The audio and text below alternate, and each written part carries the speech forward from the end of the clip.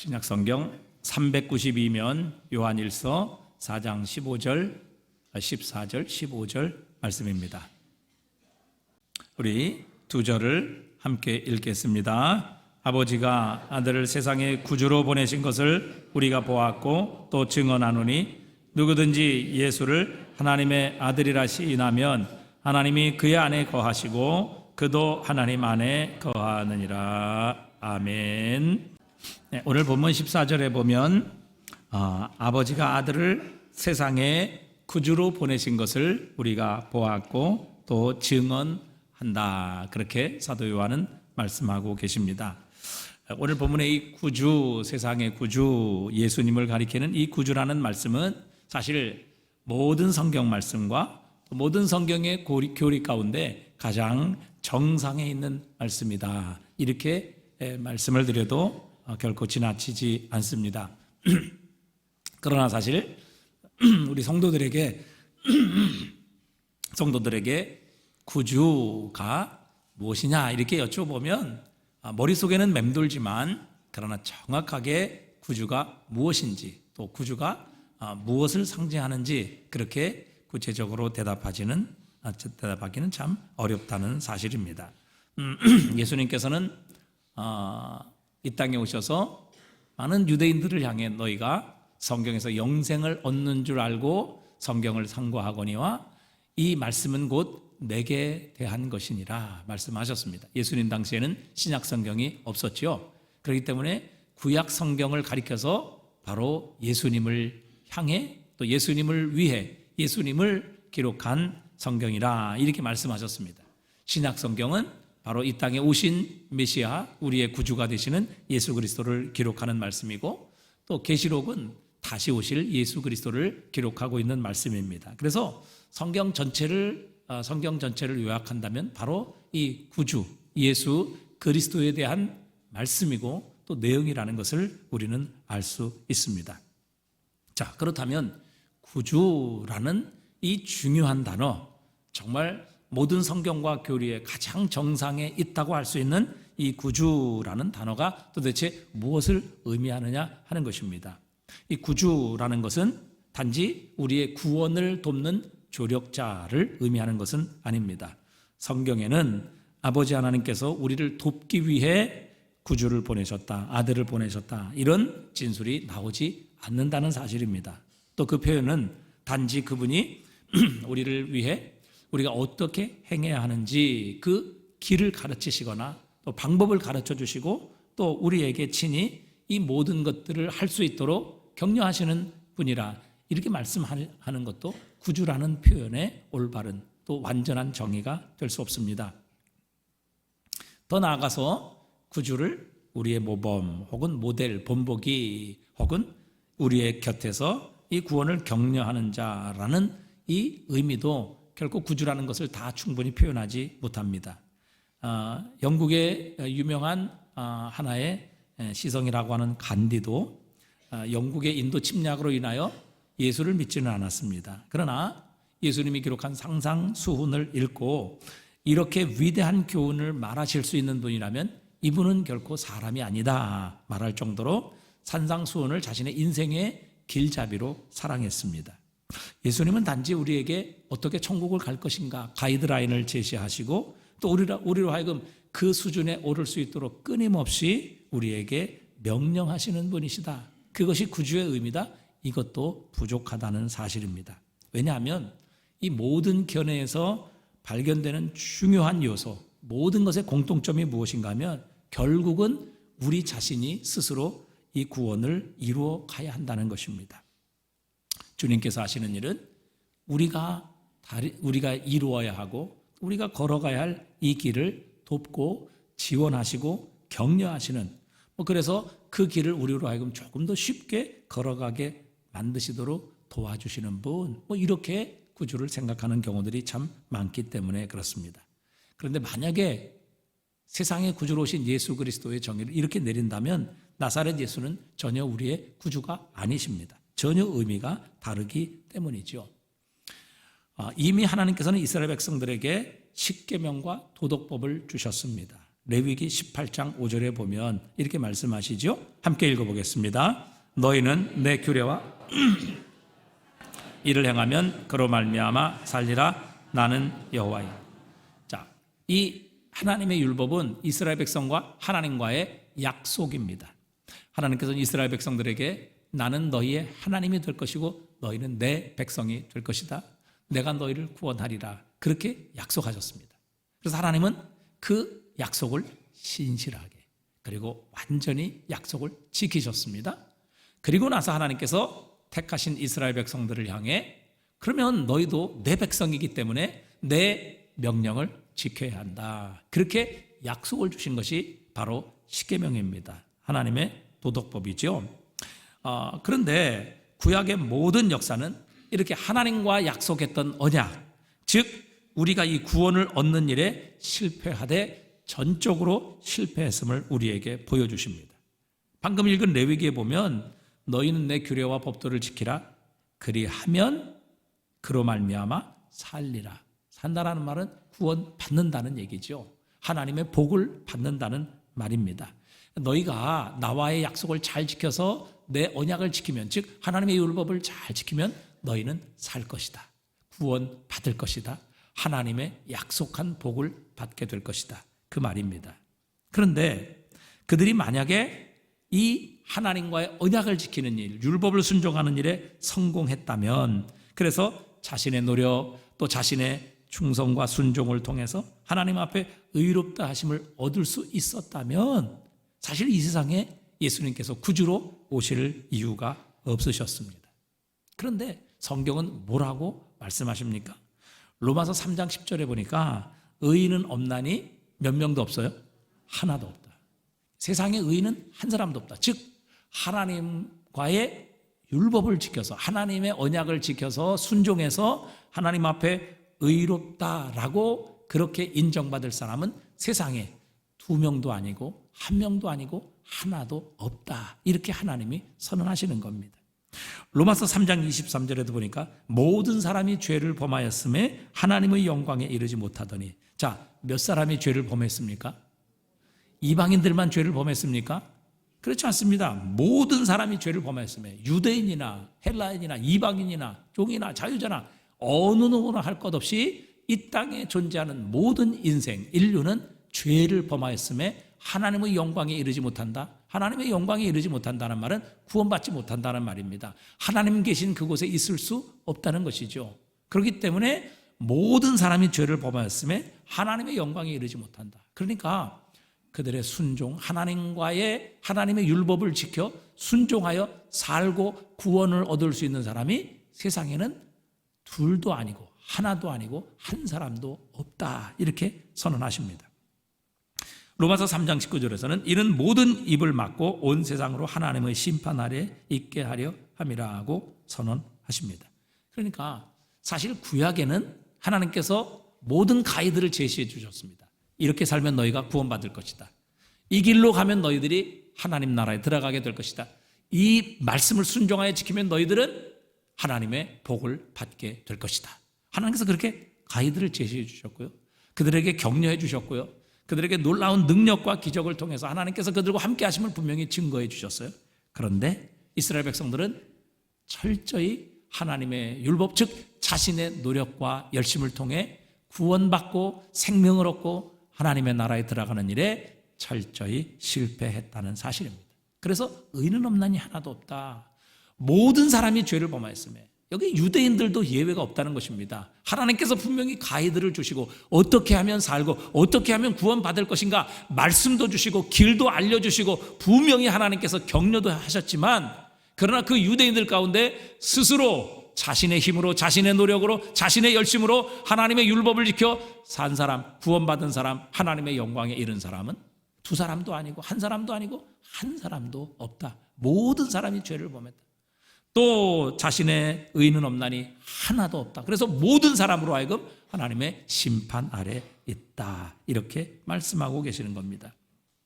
그러니까 구약의 모든 증거들은 우리 인간이 스스로 구원받고 스스로 하나님 앞에 의롭다 하심을 받는 일에 철저히 실패했음을 증거하는 자료입니다.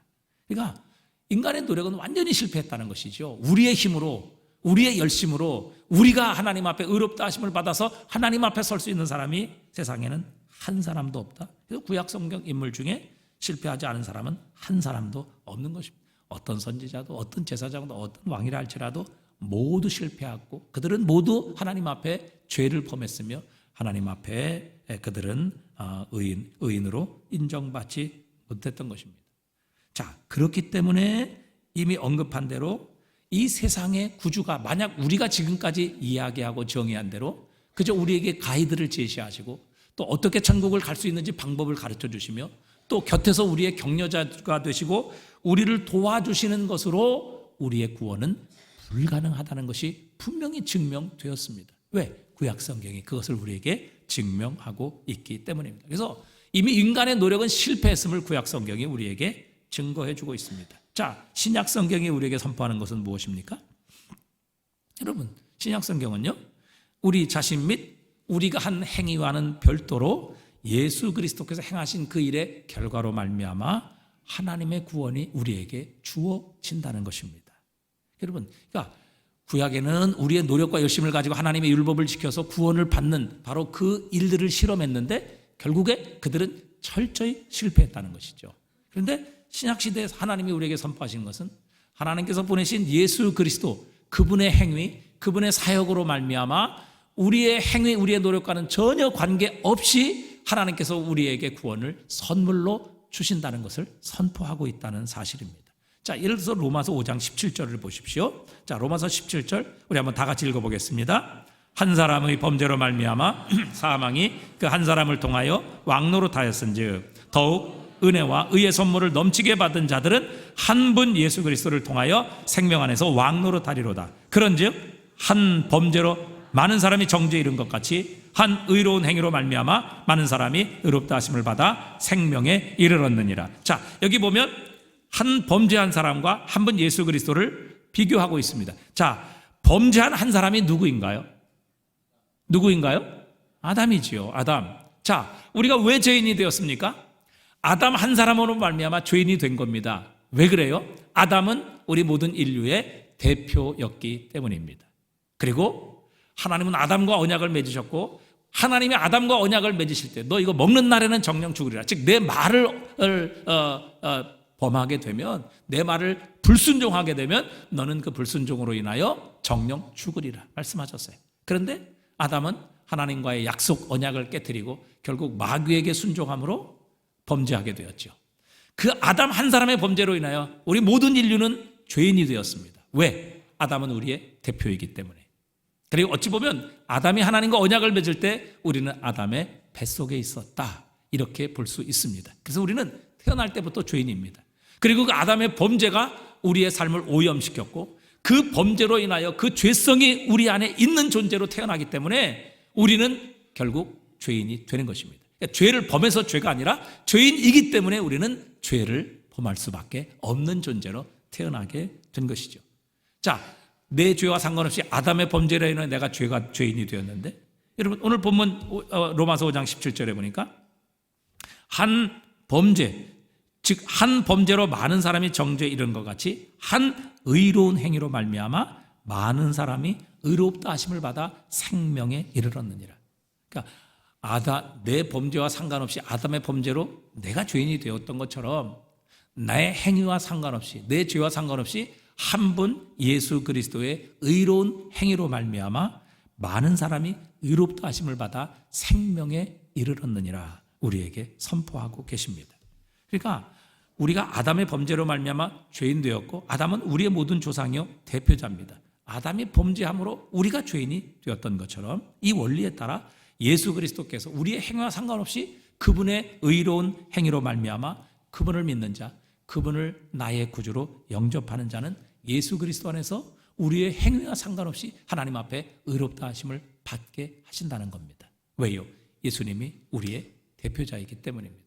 아담이 우리의 대표자가 되어 하나님과 언약을 맺었는데 실패했지만 둘째 아담으로 오신 예수 그리스도는 하나님과의 언약을 맺은 것에 있어서 완벽하게 순종하시고 하나님의 뜻을 온전히 이루셨기에 그분의 행동으로 말미암아 그분을 믿는 자는 예수 그리스도에게 속하여 의롭게 되어진다. 이것이 바로 신약 성경에서 우리에게 선포하는 복음입니다.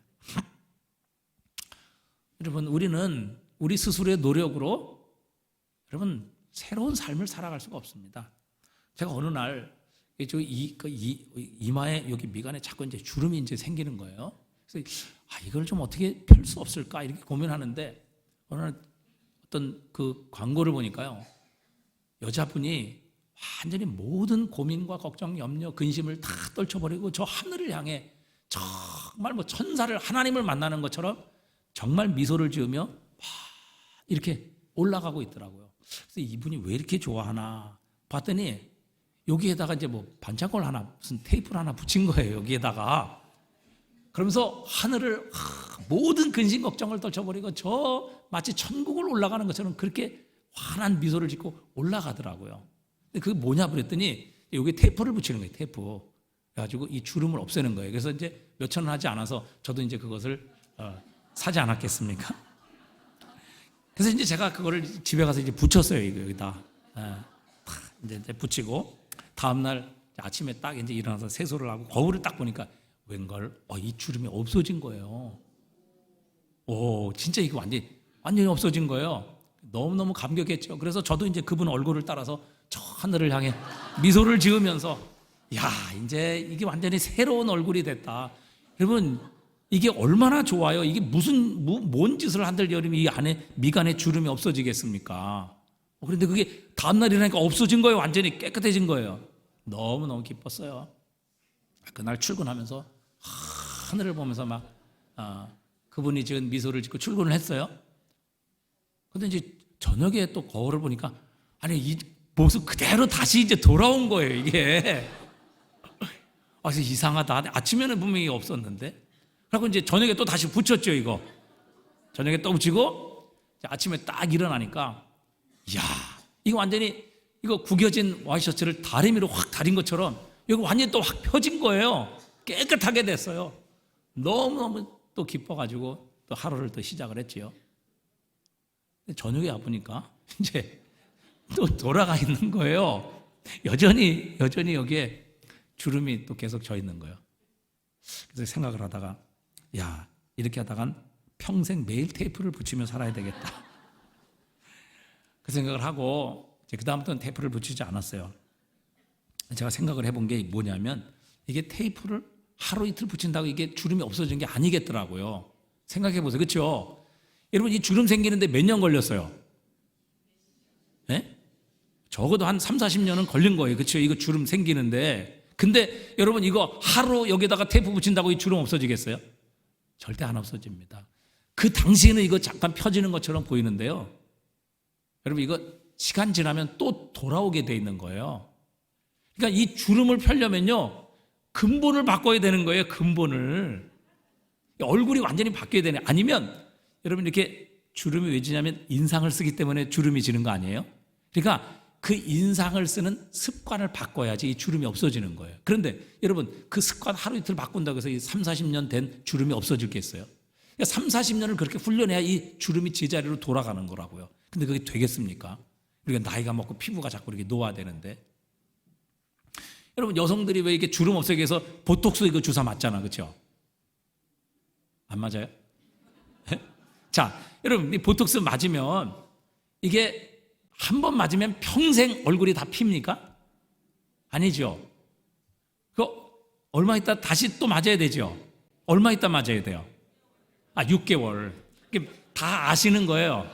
6개월 있으면 또 맞아야 된다. 여러분, 그 보톡스라는 게요, 그 무슨 톨리움이가 무슨 이게 독이라고요, 독. 그 보톡스를 독을 집어넣어서 신경을 마비시키는 거예요. 그러니까 마비시키니까 신경이 안 움직이잖아요. 그러니까 주름이 없어지는 거라고요. 근데 그 마비된 신경이 완전히 안 없어집니까? 완전히 평생 마비돼 있어요? 여러분, 평생 마비되면 어떻게 되겠어요, 그게요, 6개월 되면 그 죽었던 신경이 다시 살아나는 거라고요. 그러니까 또 주름이 다시 지는 거예요. 그러니까 6개월 만에 그걸 다시 맞아야 된다고요. 그래야지 다시 그 신경을 죽여서 이제 주름을 지지 않도록 그렇게 만드는 거예요. 그러니까 여러분, 제가 깨달은 게 그거예요. 이게 안 되는구나. 또 속았구나. 이게 근본적으로 뭔가 바뀌어야 되지. 이거 테이프 몇천 원짜리 붙인다고 해서 이게 얼굴이 바뀌는 거 주름이 없어지는 게 아니구나라는 것을 다시 깨달았어요. 왜? 그거 아무리 해봐야 여러분 다시 돌아갑니다. 이게 본질을 바꾸지 않는 이상, 이제 얼굴을 완전히 다른 걸로 만들지 않는 이상 이게 불가능한 거예요. 여러분 마찬가지입니다. 여러분 예수 그리스도는요 우리의 존재를 바꾸시는 분이세요.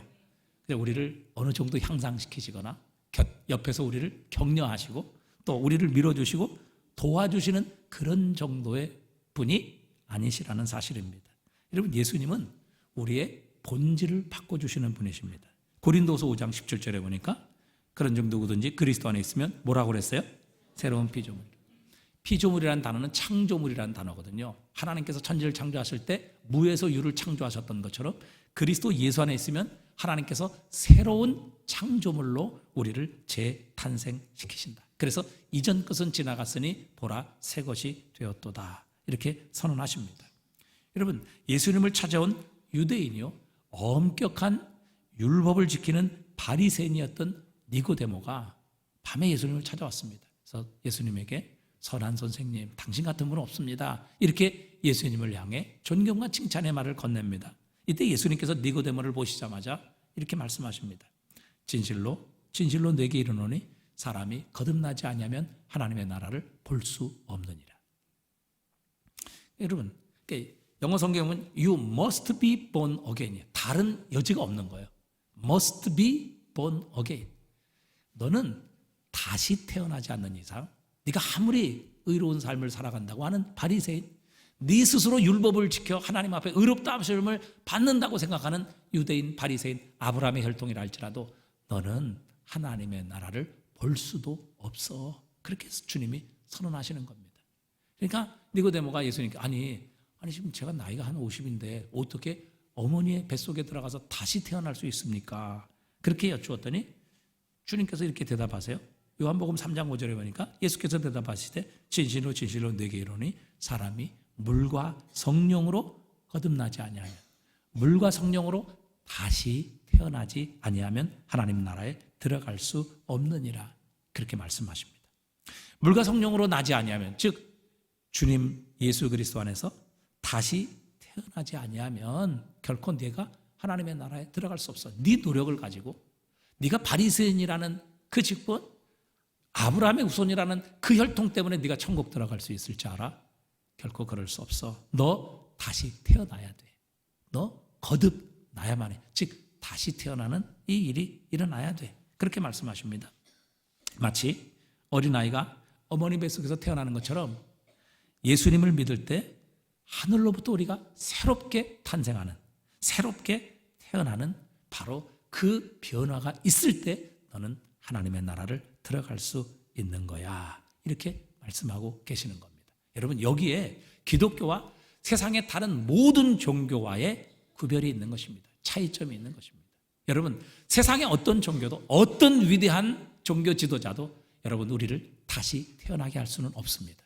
우리를 새로운 존재로 거듭나게 할 수는 없는 것입니다. 모르겠습니다.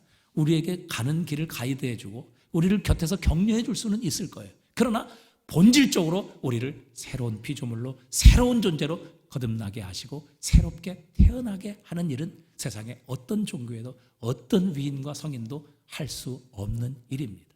오직 예수 그리스도를 믿고 영접할 때만 주님께서 우리를 새로운 피조물로 거듭나게 하셔서 이전 것은 지나갔으니 보라 새 것이 되었도다. 이렇게 선언해 주시는 겁니다. 여러분 예수님은요 우리에게 좋은 열매를 맺어라 이렇게 명령하시는 분이 아니에요. 물론 성경에 나와 있지만 여러분 생각해 보세요. 주님께서 말씀하셨어요. 좋은 나무가 무슨 열매를 맺어요? 그럼 나쁜 나무는요? 나쁜 열매를 맺어요. 근데 내가 나쁜 나무인데 좋은 열매를 맺을 수 없는 나무인데 예수님께서 아무리 좋은 열매를 맺어야 한다. 너 그래야 천국 간다. 좋은 열매를 맺어야 내가 좋은 나무야. 이렇게 주님이 말씀하시면서 좋은 열매를 맺으라고 아무리 나쁜 나무에게 강요하고 명령하고 우리를 도와준들 여러분 나쁜 나무가 좋은 열매를 맺을 수 있어요? 불가능한 일입니다. 사과나무를 향해 야, 너 포도 열매 맺어야 돼. 너 포도 열매 맺지 않으면 넌 천국 갈 수 없어. 여러분 사과 열매에게 아무리 사과나무에게 그것을 명령하고 그것을 돕고 거기에다가 거름을 세계 최고의 거름을 준다 한들 여러분 사과나무에서 포도나무 열매가 맺힐 수 있어요? 불가능한 일이에요. 여러분 우리는 아담으로 인하여 죄인으로 태어납니다. 나쁜 나무로 태어나는 거예요. 그런데 어찌 우리가 좋은 열매를 맺을 수 있어요? 불가능한 일입니다. 그러나 예수 그리스도는 우리를 좋은 나무로 다시 태어나게 하시는 분이십니다. 우리의 본질을 바꾸시는 분이에요. 우리의 본성을 변화시키시는 분입니다. 우리를 좋은 나무 되게 하시는 분이세요. 그래서 우리로 하여금 좋은 열매를 맺으라고 그렇게 주님이 말씀하시고 명령하시는 거예요. 아니 나쁜 나무에게 아무리 좋은 열매 100번 1000번 맺으라고 요구한들 어찌 나쁜 나무가 좋은 열매를 맺을 수 있어요? 예수님이 그렇게 명령하시는 분이십니까? 절대 그렇지 않아요. 예수님은요 우리를 좋은 나무로 바꾸시는 분이세요.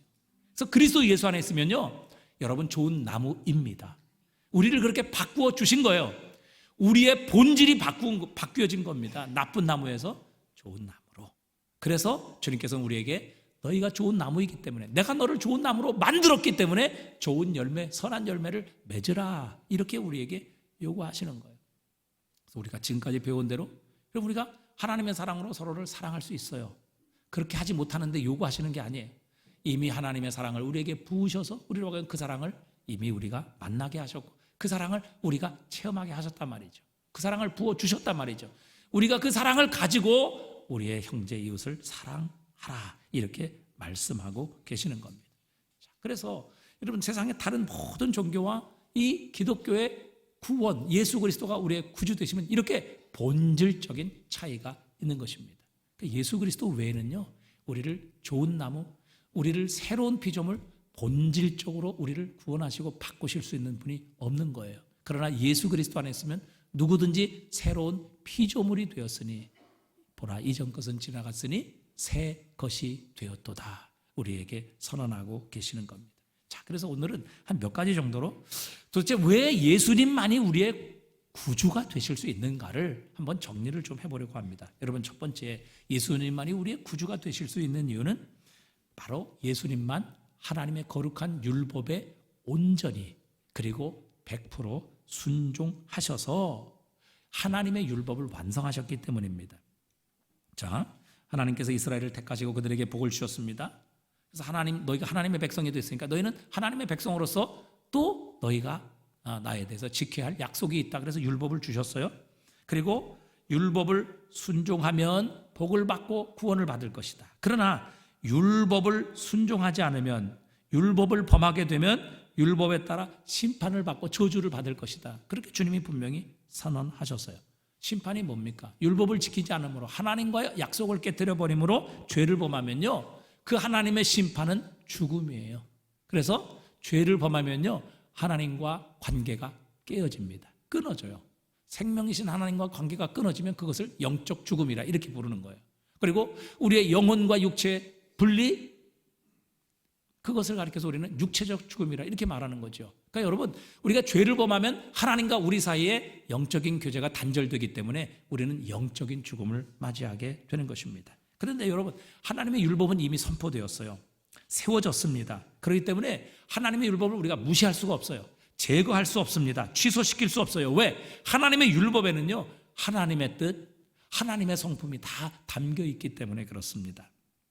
그래서 누가 구원을 얻으려면 하나님 앞에 의롭다 하심을 얻으려면 반드시 뭐예요? 하나님의 요구인 하나님의 율법을 지켜야만 합니다.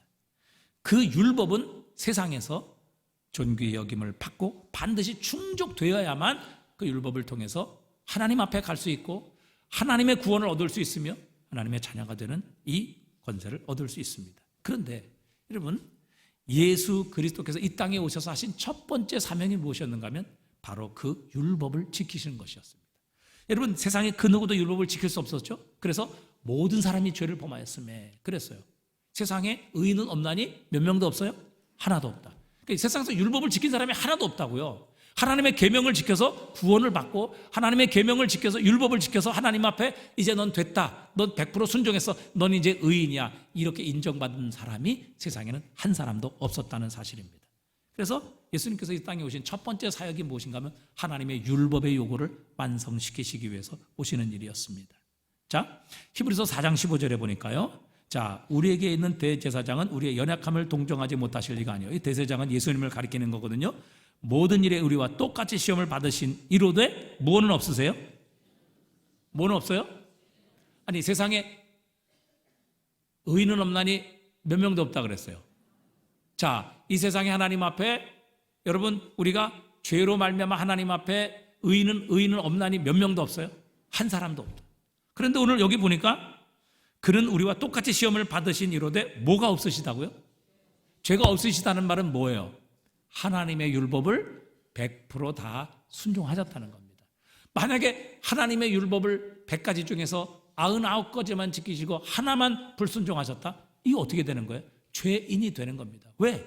하나님의 율법을 완벽하게 순종하지 못하셨기 때문에. 그래서 죄인이 되는 거예요. 그러니까 죄인은요, 하나님의 율법에 불순종하면 죄인이 되는 거거든요. 그런데 예수님께서는 우리와 똑같이 시험을 받으신 이로되 무엇은 없으시도다? 죄는 없어. 이 말이 뭐예요? 예수님은 율법을, 즉 하나님께서 우리를 향해 요구하신 율법의 요구를 100% 지키신 분이시다. 그 말이에요. 여러분, 죄가 없는 사람은 하나도 없어요. 하지만 예수님께서는 우리와 같은 몸을 입고 오셨지만 죄가 없으십니다. 하나님의 율법의 요구를 완전하게 100% 순종하고 지키심으로 죄가 없으신 분이십니다. 그러니까 이 땅에서 하나님의 율법의 요구를 완전히 충족하셔서 순종하시고 복종하셔서 하나님 앞에 의롭다함을 얻으실 분은 딱 한 분, 예수 그리스도밖에 없다는 사실입니다. 아담 한 사람이 죄를 범하여 우리 모두가 죄인이 된 것처럼 예수 그리스도 한 분의 순종, 율법을 완전히 지키시는 100%의 순종을 통해 의인이 되셨고, 우리가 그 그리스도 예수를 믿고 영접할 때 우리도 그 그리스도 예수 밑으로 들어가 그리스도 예수께서 100% 온전히 율법을 순종하신 그 율법의 순종의 의의를 우리는 받게 되는 것입니다. 우리의 노력으로 받는 게 아니죠. 우리는 예수 그리스도를 믿음으로 하나님 앞에 의롭다 하심을 받는 것입니다. 예수 그리스도가 하나님 앞에서 100% 율법을 순종하심으로 받으신 그 의의를 우리는 그 예수 그리스도를 믿음으로 말미암아 나의 행위와 상관없이 하나님으로부터 이 구원의 선물을 받는 것, 이것이 바로 놀라운 은혜죠. 그러니까 예수 그리스도 외에는 세상에 어느 누구도 율법의 의를 성취한 사람이 없어요. 그분만이 하나님 앞에 의롭다 하심을, 율법을 통해 의롭다 하심을 얻고 완전히 순종하셨기에 예수 그리스도 안에 있는 우리도 예수 그리스도의 의를 덧입게 되는 것이죠. 그래서 칭의라는 말이 뭐예요? 하나님께서 우리를 의롭다 칭하신다. 왜? 우리는 사실 의롭지 않아요. 얼마나 죄인입니까? 지금 이 순간에도 우리의 마음속에는 죄가 들끓고 있어요. 그러나 그리스도 예수를 믿고 그분을 영접할 때 예수님께서 가지신 그 의가 우리에게 전가되어 하나님께서는 예수 그리스도를 통해서 우리를 보시기에 우리를 의롭다 이렇게 칭해 주시는 겁니다. 그래서 여러분, 예수 그리스도 외에는 하나님 앞에 의롭다 하심을 얻은 자가 없어요. 그리고 그리스도 예수 외에는 우리가 의롭다 하심을 얻을 다른 방법이 없습니다. 왜? 세상에는 의인은 없나니 하나도 없고 모든 사람이 죄를 범하여 하나님의 심판 아래 있기 때문에 그렇습니다. 오직 예수 그리스도만이 율법의 요구를 완전히 순종하셔서 의인이 되셨기에 그리스도 예수에게 속해 있는 자, 그분을 믿는 자는 예수 그리스도의 의를 전가받아 우리는 의롭다 하심을 얻습니다. 그러나 여러분, 이것으로 끝나지 않아요? 그분이 하나님의 율법을 온전히 이루시고 충족하셨지만 중요한 건 뭐예요? 우리가 지은 죄입니다. 여러분, 우리가 지은 죄를 어떻게 할 거예요? 우리는 율법을 어겼잖아요. 하나님을 부인하고 인정하지 않았잖아요. 우리의 하나님의 뜻이 아니라 우리의 욕심과 우리의 욕망을 따라 하나님을 거부하며 거절하며 심지어 하나님과 원수되어 살아왔던 우리의 죄, 이 죄를 도대체 어떻게 할 거냐 하는 것이죠. 이 죄를 어떻게 처리할 수 있느냐는 거예요. 죄의 삭은 사망인데 그럼 우리가 이 죄의 값을 받아야지 죄의 문제가 해결될 거 아닙니까? 이 죄의 문제를 어떻게 할 거예요? 주님께서 우리의 구주가 되기 위해서 이 땅에 오신 두 번째 이유, 그리고 우리를 위해 행하신 두 번째 일은 바로 이 죄를, 우리의 죄를 처리하시는 일이었습니다. 여러분, 예수님께서 죄 없으신 분인데 심지어는 재판장인 빌라도조차도 죄를 찾지 못했다고 선언하는데 왜 십자가에서 그렇게 처참하게 찢기고 조롱당하고 대못을 양손 양발에 박히시며 머리에 정말 이 손가락만한 가시로 만든 가시면류관을 쓰시고 그 죄인들에 의해 조롱받으시며 수치를 당하시고 십자가 위에서 처참하게 죽으신 이유가 어디에 있습니까? 여러분, 예수님께서 바로 나의 죄를 저 십자가 위에서 처리하시기 위해 행하신 일이 바로 십자가의 죽음입니다. 그래서 에베소서 1장 7절에 보니까, 자, 우리 한번 다 같이 읽어봅니다. 우리는 그리스도 안에서 그 은혜의 풍성함을 따라 그의 피로 말미암아 속량 곧 죄사함을 받았느니라. 여러분, 우리가 죄사함을 무엇을 통해 받았어요? 우리가 죄사함을 무엇을 통해 받았어요? 우리가 그 죄에 대한 대가를 받았습니까? 죄 때문에 죄의 삭슨 사망이라는 그 하나님의 죄의 저주를 받았어요? 누가 받았어요? 누가 고난 당했어요? 누가 그 대가를 받았어요? 예수 그리스도예요. 그래서 우리는 그 피로 말미암아 우리를 위해 십자가에서 흘리신 그 피, 예수 그리스도의 그 생명의 쏟아짐, 그것을 통해서 우리는 다시 하나님의 생명이 우리 안에 들어오게 하시는 이 놀라운 구원의 역사가 일어나게 하신 겁니다. 여러분, 어느 누구도 이 죄의 문제를 처리할 수 없어요. 죄는요, 내가 받아야 하는 겁니다. 죄는요, 내가 그 대가를 받아야만 해요. 그 죄의 대가는 죽음이에요. 그런데 우리 죽었어요? 안 죽었잖아요. 그 대신 예수님이 죽으셨잖아요. 우리 죄에 대한 고난 받았어요? 안 받았잖아요. 그 대신 예수님이 받으셨잖아요. 예수님이 머리에 가시관 쓰시고 양손 양발에 그 대못을 박히시며 창으로 찔리시고 그 죄인들에게 조롱당하시며 수치당하시고 벌거벗겨져 저 나무 위에 달려서 그 고통의 죽음을 당하셨잖아요. 왜 그렇게 예수님, 왜 죄 없으신 예수님, 완전히 율법을 순종하신 유일한 한 분이신 사람의 몸을 입고 오신 예수님, 왜 그 고통, 왜 그 저주를, 왜 그 죽음을 당하셔야만 했어요?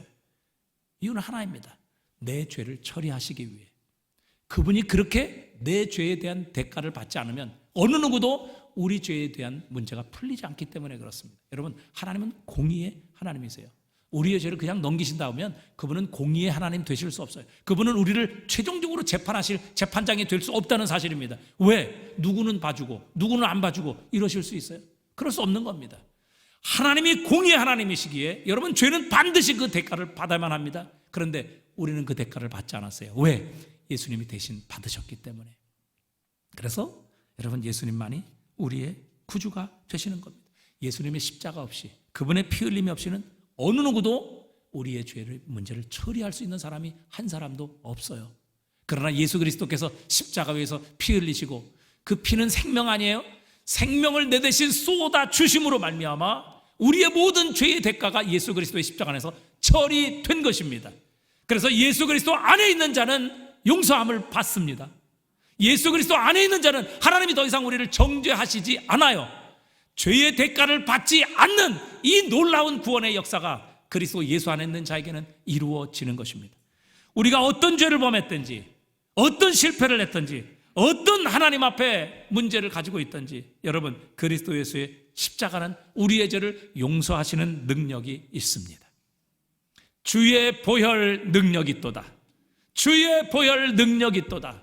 내 모든 죄, 지금까지 지었던 모든 죄의 문제를 처리하시고 덮으시고 씻으시고 다 정결케 하셔서 우리로 하여금 하나님 앞에 어여시 서게 하실 수 있는 유일한 우리의 죄의 처리는 그리스도 예수의 십자가 안에 있습니다. 왜? 그분의 십자가 안에서 하나님은 내 모든 죄를 정죄하시고 심판하시고 그리고 죄의 삭신 죽음을 당하게 하셨기 때문에 오늘도 그리스도 예수의 십자가를 의지하는 자, 그분의 십자가를 붙드는 자, 우리의 모든 죄를 용서하십니다. 내가 어떤 죄를 범했든지 어떤 문제를 가지고 있든지, 여러분, 어느 누구도 내 죄를 대신할 수 없지만 바로 내 죄를 대신하여 십자가에 죄의 대가, 죄의 저주, 죄의 결과인 죽음을 당하신 예수 그리스도 안에서 여러분, 우리의 모든 죄의 문제는 해결될 수 있습니다. 더 이상 죄책감은 가지지 마세요. 그 죄책감을 해결하시기 위해 주님이 고난 당하셨습니다. 죽으셨습니다. 우리의 죄를 인정하고 내 죄를 주님 앞에 고백하면 주님은 미쁘시고 의로우사 모든 불의에서 우리를 건지실 것이며 우리를 모든 죄에서 깨끗하게 하시리라 약속해 주셨습니다. 오늘도 우리의 죄를 인정하며 고백하며 십자가를 붙든다면 주님께서 우리의 모든 죄를 용서해 주실 줄 믿습니다. 흰 눈보다 더이게 양털보다 더 깨끗하게 우리의 모든 죄를 십자가 안에서 씻으실 분은 예수 그리스도 한 분밖에 없습니다. 그래서 예수님만이 우리의 구주가 되실 수 있는 것입니다. 여러분, 그것뿐이 아니죠. 우리를 구원하신 후에 이제는 내가 이렇게 힘들게 너희를 구원했기 때문에 이제는 너희 힘으로 좀 한번 해봐라. 좀 너희가 좀 노력해서 좀 나아가야 되지 않겠느냐. 여러분, 이렇게 주님이 구원하신 후에는 우리를 그냥 놔두시는 분이 아니시라는 것이죠. 히브리서 9장 12절에 보니까 염소와 송아지의 피로 하지 아니하고 오직 자기의 피로 영원한 속죄를 이루사 단번에 성소에 들어가셨느니라. 이 성소라는 것은 바로 하늘의 성소예요. 이 땅에 있는 성소는 그 하늘의 성소의 모형이거든요. 예수님은 이 땅에 보이는 모형의 성소가 아니라 저 하늘에 있는 그 원형의 성소, 하나님의 나라에 들어가셨다는 사실입니다. 여러분, 그러면 예수님이 하나님 나라 저 성소에 올라가셨는데 거기서 뭐 하십니까? 그동안 너무 고생하셨기 때문에 지금은 쉬고 계십니까? 너무 많이 고난당하시고 아파하셨기 때문에 이제는 거기서 좀 치료하고 계십니까? 병원에 입원하고 계십니까? 여러분, 그렇지 않아요. 지금 예수님은 살아계셔서 하나님 보좌 우편에 계십니다. 히브리서 7장 25절입니다. 우리 한번 다 같이 읽어보겠습니다. 그러므로 자기를 힘입어 하나님께 나아가는 자들을 온전히 구원하실 수 있으니 이는 그가 항상 살아계셔서 그들을 위하여 뭐 하심이라? 간구하십니다. 여러분, 지금 예수님이요 항상 살아서 하나님 보좌 우편에서 우리를 위하여 뭐 하신다고요? 간구하신다. 우리의 대변자가 되어주시는 거예요. 우리가 실수하고 넘어지고 우리가 죄를 범했을지라도 하나님, 저를 대신하여 내가 죽었습니다. 저를 대신하여 내가 손과 발에 못을 박았습니다. 저를 대신하여 내 옆구리에 창을 찔렀습니다. 그러니 내 십자가를 보시고 저들을 용서하여 주옵소서. 예수님이 지금 하나님 앞에 말씀드리고 계시는 겁니다. 우리 하나님 앞에서 우리를 위해 태어나고 계세요. 그래서 그의 보혈로 우리를 덮으시고 우리를 위해 그의 보혈의 능력을 적용하고 계신다는 것입니다. 그래서 지금 하나님 보좌 우편에서 여전히 하나님과 우리 사이를 중재하고 계세요. 우리로 하여금 하나님 보좌 앞으로 담대히 나갈 수 있도록. 그래서 더 이상 두려움과 염려가 아니라 기쁨과 기대를 가지고 전능하신 하나님, 살아계신 하나님을 만날 수 있도록 우리를 중재하시는 분, 지금도 항상 살아서 우리를 위하여 태어나시는 분이 예수 그리스도시라는 사실입니다. 누가 이런 존재가 세상에 어디 있어요? 다 죽어서 자신의 죄로 인하여 지옥을 갈 수밖에 없지. 누가 하나님 보좌 우편에 가셔서 자신이 지은 자신의 온전한 율법의 의, 그리고 자신이 우리의 죄를 위하여 대속한 그 십자가의 공로, 그것을 가지고 우리를 대신하여 대변하고 계시고 우리를 위하여 변화하고 계시며 우리를 하나님 앞에 십자가의 보혈의 피로 덮으셔서 우리로 하여금 여전히 하나님 앞으로 나갈 수 있는 이 놀라운 중재의 역할을 예수 그리스도께서 지금 하고 계시다는 사실입니다. 여러분, 하나님께서 지금 마지못해 우리를 용서하시는 게 아니에요. 하나님 앞에서 그리스도 예수께서 행하신 이 모든 일은요 100% 하나님의 요구를 만족시키셨고요 100% 우리의 모든 죄의 문제를 처리하셨기 때문에 여러분, 하나님은 그리스도 예수 안에서 우리를 용서하지 않으실 수 없어요. 우리에게 복을 주시지 않을 수 없는 거예요. 왜? 하나님의 온전한 요구를 예수 그리스도께서 다 이루셨기 때문입니다. 그래서 십자가에 예수님께서 죽으시면서 마지막 남기신 말이 뭐예요? 다 이루었다. 다 이루었다. 예수님을 향한, 우리를 향한 모든 요구를 예수 그리스도께서 십자가 안에서 다 이루어 주신 것입니다. 그래서 여러분, 이제 우리가 더 이상 하나님을 두려워하고 하나님께 나가면 진노 당할까 봐, 심판받을까 봐, 또 내 죄 때문에 벼락 맞을까 봐 두려워하는 것이 아니라 예수 그리스도로 말미암아 우리는 하나님의 은혜의 보좌 앞으로 담대히 나갈 수 있게 되었습니다. 그분의 주실 상급과 은혜를 기대하며 하나님을 아빠, 아버지로 부르며 나갈 수 있게 해 주셨다는 사실입니다. 여러분, 누가 과연 이 일을 할 수 있겠어요? 그리스도 예수 외에는요 하나님과 우리 사이를 중재하실 분이 없다는 사실입니다. 여러분, 마지막 남은 것 하나 더 있습니다. 여러분, 우리의 기도가 하나님께 상달될 수 있고 우리의 기도가 하나님으로부터 응답받을 수 있는 유일한 통로도 바로 예수 그리스도에게 있습니다. 요한복음 16장 24절입니다. 함께 읽어보겠습니다. 지금까지 너희가 구하지 않았으나 구하라 그리하면 받으리니 너희 기쁨이 충만하리라. 여러분, 예수님의 이름으로 구하면 하나님께서 응답해 주시리라 약속하셨어요. 자, 마태복음 7장 9절 또 한번 같이 읽어볼까요? 시작. 너희 중에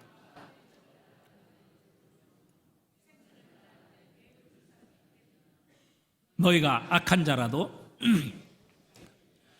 하물며 하늘에 계신 너희 아버지께서 구하는 자에게 좋은 것으로 주시지 않겠느냐.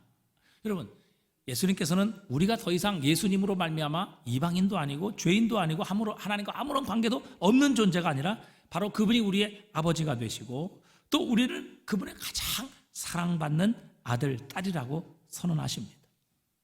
그래서 우리 하나님께 기도하면 하나님께서 응답해 주십니다. 왜?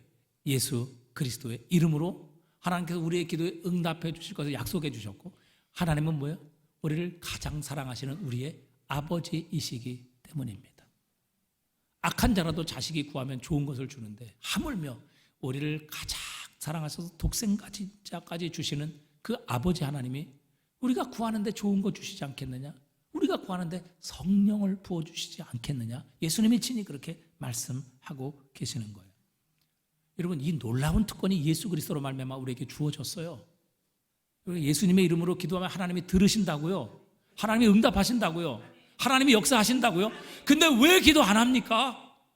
왜 기도 안 하고 가난 가운데 살아요? 왜 기도 안 하고 염려하고 걱정하고 근심하십니까? 왜 기도 안 하고 이 장애물과 고통 속에 갇혀 살아가시느냐 하는 거예요. 기도하면 응답해 주시겠다. 그분이 우리를 가장 사랑하시는 아버지이시기 때문에 악한 자도 좋은 것으로 주는데 하물며 하나님의 아들인 우리 아들 딸들인 우리가 아버지께 구하면 주시지 않겠느냐? 좋은 것을 주시지 않겠느냐? 이렇게 약속도 있는데 왜 우리가 기도 안 해서 가난하게 살아요? 왜 오늘도 걱정하며 염려하며 왜 세상과 전혀 다를 바가 없는 그런 삶을 살아가고 있느냐 하는 것이죠. 왜 장애물 하나 뛰어넘지 못해 그 홍해에 갇혀 죽느냐, 아니면 저 뒤에 쫓아오는 대적 때문에 우리가 망하느냐, 이렇게 염려하며 걱정하며 여러분 그 백척간도에 서 있느냐 이 말이죠. 기도하면 홍해도 열리게 하시는데, 반석도 쪽에서 강물이 나오게 하시는데, 광야에도 길을 내어주시는데, 마라의 쓴물도 단물이 되게 하시는데 왜 기도하지 않아? 여러분, 우리는 오늘도 쓴물을 마시며 왜 홍해 앞에서 두려워 떨며 있느냐 하는 것이죠. 여러분, 제가 뉴라이프 시간에 늘 우리가 왜 기도해야 되는 것을 말씀드리는 예화가 있죠. 여러분, 하늘 창고에 가면 지금 저와 여러분을 향한 하나님이 보내주실 택배가 지금 가득 쌓여 있다는 거예요. 주소도 다 적어 놓으시고요, 이름까지도 다 적어 놓으셨어요. 하나님께서 우리가 하나님께 요구하기만 하면, 즉 기도하기만 하면 하나님께서 그것을 바로 택배로 보내셔서 우리에게 안겨주신다고요. 근데 왜? 천국 창고에 여전히 지금 우리를 향한 선물들, 하나님께서 주실 그 놀라운 축복들이 지금 쌓여 있는 거예요. 왜? 우리가 기도하지 않아서. 기도하면 즉시 하나님께서 택배로 우리에게 보내주실 텐데, 기도하지 않아서 그것이 지금 천국의 창고에 쌓여 있는 거예요. 왜 그렇게 가난하게 사냐 말이죠. 왜 그렇게 무력하게 사느냐 말이죠. 왜 그 고통과 염려 속에 사느냐 말이죠. 기도하면 하나님께서 지금 다 준비하고 계시고 주소 이름까지 다 써놓으셔서, 조현사, 해운대구, 자동순환로 이렇게 가지고 다 적어놓으셔서 기도하면 바로, 요즘 여러분 쿠팡 같은 거는 아침에 여러분 사면 저녁에 와요. 저녁에 사면 아침 새벽에 배달해 준단 말이죠. 여러분, 쿠팡도 그렇게 해주는데 하나님께서 보내는데 시간 걸리시겠느냐는 거예요. 근데 왜 그거 천국에 쌓아놓고 하나님께서 주시려고 다 준비했는데 왜 기도하지 않아서 여러분 이렇게 안절부절하며 여전히 가난과 무력함과 고통 속에 살아가느냐는 거예요. 주님이 다 준비하고 계시는데. 기도하면 주십니다. 기도하면 하나님께서 응답해 주세요. 주님이 그렇게 말씀하셨잖아요. 악한 자라도 자식에게 좋은 것을 주는데 하물며 하늘에 계신 아버지께서 구하는 자에게, 어떻게 하는 자에게? 구하는 자에게 좋은 것으로 주시지 않겠느냐. 왜 구하지 않아서 좋은 것을 받지 못해요? 여러분, 기도하십시오. 그러면 하나님이 오늘도 역사하십니다. 응답하십니다. 자, 말씀을 맺습니다. 여러분, 예수님만이 우리의 유일한 구원자예요. 왜? 그분만이 우리를 거듭나게 새로운 피조물로 만드실 수 있기 때문에. 그분이 우리의 구주가 되실 수 있는 이유는 바로 그분만이 율법의 완성자가 되셔서 하나님 앞에 의롭다 하심을 받으신 분이에요. 그래서 우리가 그리스도 예수를 믿고 그분을 영접하면 그 예수 그리스도께서 완성하신 율법의 의가 우리의 것이 되게 해주세요. 그래서 예수 그리스도 안에서 우리는 의롭다 하심을 받습니다. 그것뿐이 아니에요. 예수님만이 우리의 죄를 처리하실 수 있어요. 내가 죄를 처리하지 못하면 죄에 대한 대가를 다 내가 고스란히 치루어야 합니다. 그리고 죄의 삭은 사망이에요. 하나님과 영원한 분리, 지옥에 가야 된다 그 말입니다. 그런데 예수님께서 십자가 안에서 모든 우리의 죄의 문제를 처리하셨어요. 그래서 예수님을 믿으면 우리의 죄가 용서받습니다. 죄인임을 인정하며 고백하며 하나님께 아뢰면 하나님께서 그리스도 예수의 십자가로 말미암아 그분이 그 위에 흘리신 피로 말미암아 우리의 모든 죄를 씻어주십니다. 기억도 하지 않으십니다. 이런 은혜가 어디 있어요? 그것뿐만 아니라 지금도 예수님은 하나님 보좌 우편에서 우리를 대변하고 계세요. 우리의 대언자가 되어주고 계시다. 우리를 지금 변호하고 계세요. 그래서 우리를 하여금 하나님 앞에 여전히 승리의 삶, 축복의 삶을 살도록 예수님은 하나님 보좌 우편에서 우리를 위해 대언하고 계세요. 항상 살아서 우리를 위하여 간구하심이니라. 이런 분이 어디 있어요? 이런 분은 어디서 찾을 수 있어요? 여러분, 이런 분을 놔도 어디 사이비 이단 이런 데 가가지고 그들을 구주라고 이렇게 생각하며 그들에게 몸과 마음을 다 바칩니까? 예수 그리스도만이 여러분 우리의 기도를 하나님께 상달되게 하시고 하나님의 응답이 우리에게 오게 하시는 유일한 통로가 되시는 겁니다. 그래서 누구든지 내 이름으로 기도하면 하나님께서 응답해 주실 것이라고 약속해 주셨어요. 여러분, 이런 사람을 세상에 어디서 찾을 수 있어요? 이런 분을 세상에 어디서 여러분 만날 수 있습니까? 그렇기 때문에 예수님만이 우리의 구주가 되시는 겁니다. 이 구주신 예수님을 영접하면 여러분 우리 안에 하나님의 구원이 임합니다. 지금 오늘 여기에서 하나님의 구원을 체험할 수 있습니다. 우리의 존재가 바뀌어지고요, 우리의 문제도 해결되고요, 우리의 삶의 능력이 달라지게 하십니다. 더 이상 내 속에 내가 사는 것이 아니라 그리스도 예수께서 사시는 삶으로 우리의 삶을 구원해 주십니다. 우리의 구주는 예수 그리스도밖에 없습니다. 그분을 믿고 의지하는 자, 그리스도 예수께서 행하신 모든 사역이 곧 우리의 것이 되게 하시고 하나님의 놀라운 축복의 약속을 누리게 하십니다. 여러분, 예수 그리스도는 우리의 구주이십니다. 이것을 믿고 예수 그리스도를 구주로 영접하시는 저와 여러분 되실 수 있기를 주님의 이름으로 축복합니다.